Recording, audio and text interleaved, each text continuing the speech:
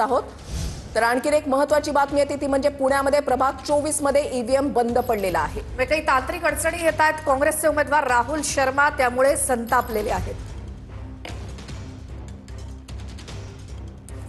Machine दुरुस्त करणारे व्यक्ती सुद्धा या ठिकाणी नाहीयेत।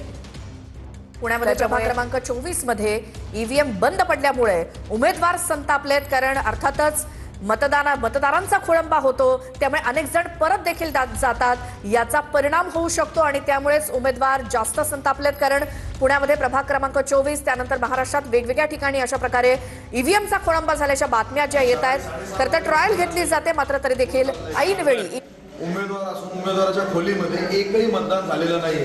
इथं टेक्निशियन अवेलेबल नाहीये। टेक्निशियन अवेलेबल नसून इथं इलेक्शन ऑफिसर अवेलेबल नाहीये। सदर ठिकाणी काय मॅनेजमेंट चाललेलं आहे का?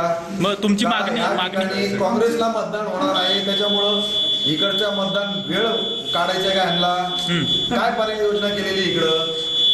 इथं हा जो वेळ वाया गेलेला आहे मतदारांना मतदानाच्या हक्कापासून वंचित करायचं का?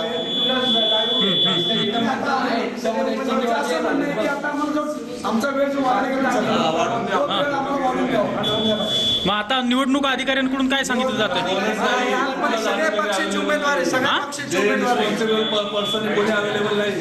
बर